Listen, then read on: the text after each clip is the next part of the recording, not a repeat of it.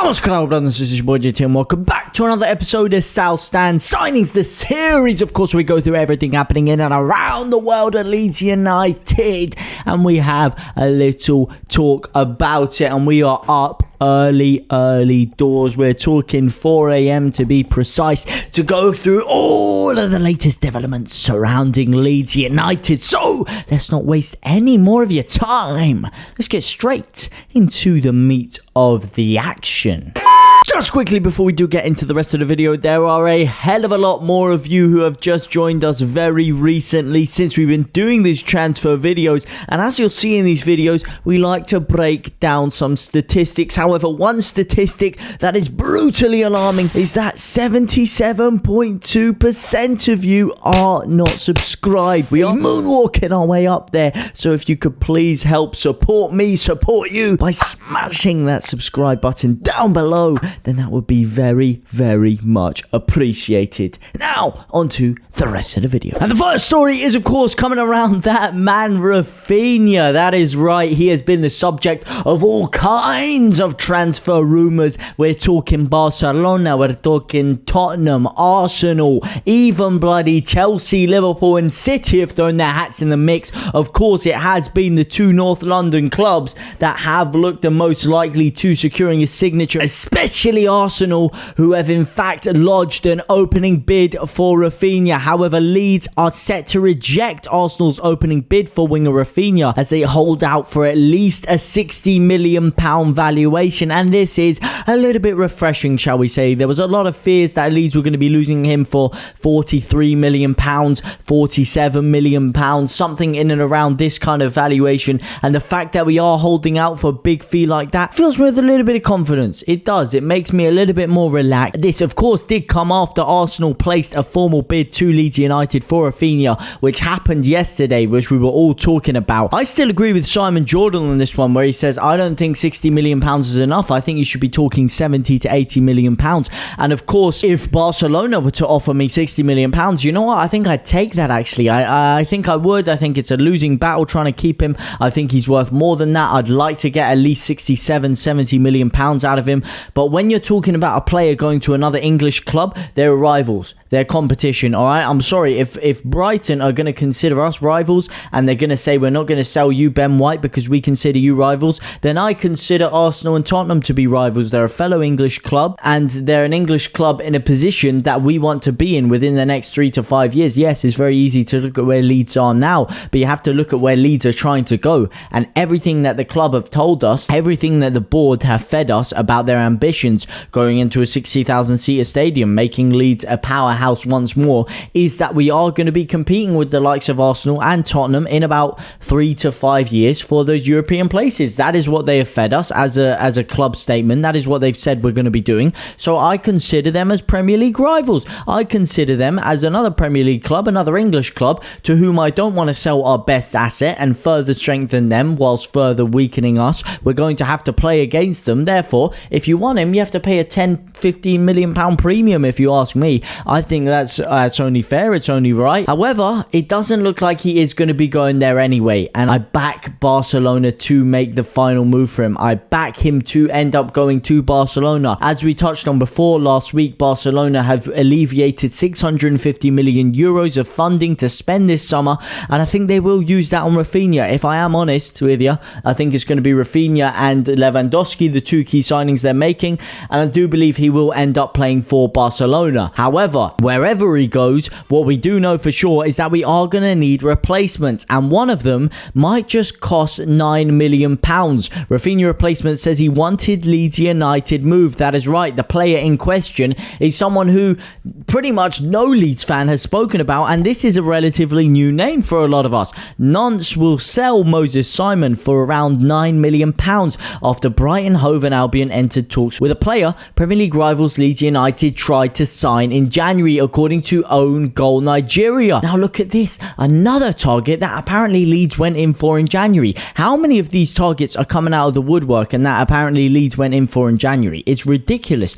Every single day there seems to be another name that Leeds apparently wanted in January but didn't manage to get. But whilst it was January, we didn't hear about any of these players. We didn't hear about any conversations, any bids, any discussions, nothing. We were just completely left in the lurch with everything that was going on. And that's what kind of got a lot of Leeds fans frustrated. You can start to look at things now and maybe understand a little bit more with the board as to why we didn't make any signings in January. Maybe there's a little bit more compassion or consideration we should be offering them. But at the end of the day, we didn't hear anything about any of these deals, whether it be the Mark Roca, whether it be Moses Simon. Now, we didn't hear about these at the moment. The only things we heard about was O'Brien, Nandez, and then that was really it. There wasn't really any other strong links towards Leeds in January. However, this was one of the mans. Apparently, as it says here, a couple of months ago, the one-time Liverpool target admitted that when Leeds came calling in the winter, the opportunity to cross the channel and put pen to paper with the Yorkshire Giants is one that held a lot of appeal. Yes, it's true, he says. My agent told me about some offers. Leeds United came calling with a strong offer, and it was my intention of sealing the deal immediately. But my club wanted me to finish the season with FC Nantes. So, what does this tell you? What does this tell you? Well, obviously, it tells you he wanted to sign for Leeds United. Excellent choice. Excellent lad. Clearly has good taste in clubs. Could we have done with him in January? Probably, yes. Did we need someone in his position in January? No, which is why this is kind of confusing considering we were really calling out for a central midfielder in January. But we could have really done with the extra strength in depth, to be fair. And is this a deal that you look at now and think it's a good move? He's 27 years old. They're saying he's a Raphinha replacement. Again, not a Raphinha replacement. If you ask me, he's not good enough to be a Raphinha replacement. He could develop into it. I know he's old, so he's probably not going to develop too much more. Old in football terms, by the way. I wouldn't be opposed to him coming in as a second winger, as a second option along with someone else. However, I wouldn't call this a flat-out Raphinha replacement. However, one man who might be that Raphinha replacement and one man who has got my lips absolutely drooling, or rather my tongue absolutely drooling, is this man, Noah Lang. Yes, littered with controversy, littered with it. We're talking a whole host of horrible allegations that have been thrown his way, a whole host of, let's just say, slightly narcissistic comments that have come from his way that has kind of led to an area where it's a bit of a 50-50 situation from Leeds. Some people are saying he's too arrogant, he'll spoil the good feeling around the dressing room, he doesn't fit the side before self mentality that Leeds, or mantra that Leeds follow. However, I think his quality is enough to adhere to that, not to the controversy if any of these things are proven correct. However, I do not mind a bit of arrogance. I do not mind a bit of that. That can be a good thing. You look at Zlatan Ibrahimovic, some of these kind of more cocky, flary kind of players, like Noah Lang could be another one of those scenarios for Leeds United. And one thing that is making this look a little bit tastier is that Leeds apparently have got the next step signed to go all in for Noah Lang. We saw Victor Orta flying over to Belgium about a week ago, maybe about 4 or 5 days ago now, and people were getting excited. We were thinking, could this be Noah Lang? Is it going to be Romeo Lavia? Is it going to be a whole host of other players that we have been linked with? We may have thought about a week ago, a couple of weeks ago, that he was almost signed, sealed and delivered for AC Milan. However, there does seem to be a little bit of a hick in the road for that one, or rather a hitch in the road for that one, and it does look like they have fallen away as the favourites, and Leeds have slipped back into the position of being the favourites for Noah Lang. And according to Mike McGrath, Leeds United are long-term admirers of Club Brugge's Noah Lang, but face competition from AC Milan and West Ham United FC, who can both offer European football, with Rabbi Matondo also being another, or let's just say another option, as with this man Moses that we were just talking about. However, where things get a little bit interesting is that yesterday, while speaking to Soccer News Netherlands, their manager Carl Huefkens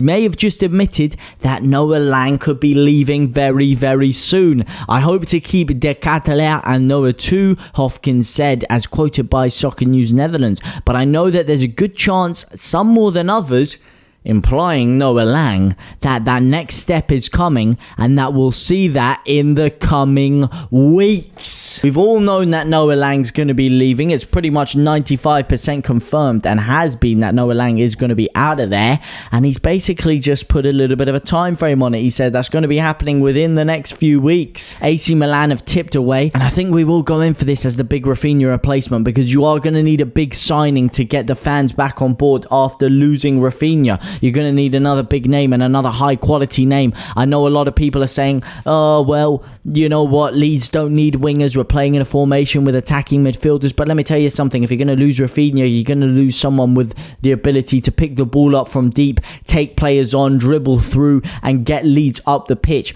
Pace and dribbling ability is something that is very underestimated in footballers, and you need a player who can do that. So you still need wingers in the club to play in that wide role. And speaking of dribblers and great wingers who could fulfill that role, that man Adama Traore might just be an option, with Leeds apparently once again interested in signing the Wolves ace Adama Traore. The Ellen Road club were linked with the Spanish international 12 months ago. However, he ended up staying in Molineux before going over to Barcelona. They ended up signing Dan James instead on deadline day, and a lot of people are marking the similarities between Dan James and an Adama Traore. Adama Traore, people are saying, is just a big Dan James on the juice, on the old Trenbolone sandwiches. However, I think he slightly differs in the way that they play. I know what they mean is in that they both have problems with end products. They're both a little bit inconsistent at times, especially in front of goal.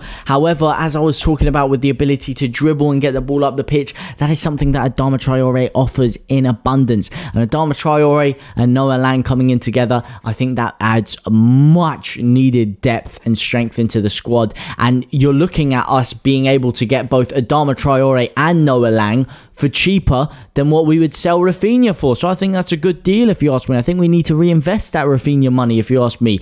But anyway, that's what I think. What do you guys think about those three wingers? Who would you want out of any of them? Let me know down in the comment section down below. However, one man that is letting you know everything that he wants surrounding Leeds United is top notorious journalist Joe Wainman, who urges Jesse Marsch to sign former left back. That is right. They are talking here, of course, about Charlie Taylor. However, it goes on to say that he's slagging off Junior Firpo, and I've had enough of you slagging off my boy Senior Firpo. Alright, get his name right at least. Come on, Junior Firpo? Psh, who wrote this story, huh? Who wrote this? What's your name, fella? Joe Karadzas?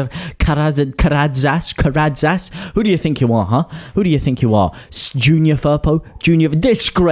Disgrace of the sport. Cool, man. Call yourself a journalist. You're not even going to get his name right. Absolutely disgraceful. Senior Firpo. Fraudulent story, all right? Fraudulence from both of you involved. I'm going to have a stiff word with you tomorrow, Joe. Put some respect on Senior Firpo's name, all right? Now, one man who Leeds United have put a lot of respect on is that man Kalvin Phillips, and two clubs not showing Leeds any respect or themselves any respect by thinking that they could sign him is Aston Villa and West Ham, who both table bids for Kalvin Phillips. That is right. With clubs like PSG and Manchester City running in for the England international, they somehow think that they could sway him away from that. I'm sorry, these are both sideward steps. I don't even think it's worth me reading the rest of the article, to be honest, because he is not going to go to Aston Villa or West Ham. It doesn't make any sense. Why the hell would he go there? He would stay at Leeds if that was the case. The only reason he wouldn't stay at Leeds is because he's too good for us, and he deserves to be playing in the elite competition of European football, neither of those two even offer the second European competition in the Europa League. So absolutely no chance. And speaking of a player rejecting even the Europa League for the premium competition of European football, Brazilian goal scorer is tipped to snub Arsenal in favour of the Spanish move. That is, of course, Raphinha, who, like I was saying, I really don't see going over to Arsenal, despite them making a formal bid for him. And there's another story surrounding him, and that is that Liverpool have also lodged an attempt to sign the £47 million rated Barcelona target Leeds United attacker And just finally, before we do get off here, we do need to talk central midfielders. And the first story surrounding Leeds United is the £32 million star that Leeds are apparently gearing in for, which is Tyler Adams. That is right. You all know by now how much I love Tyler Adams, and there's no point me waxing any more lyrical about him.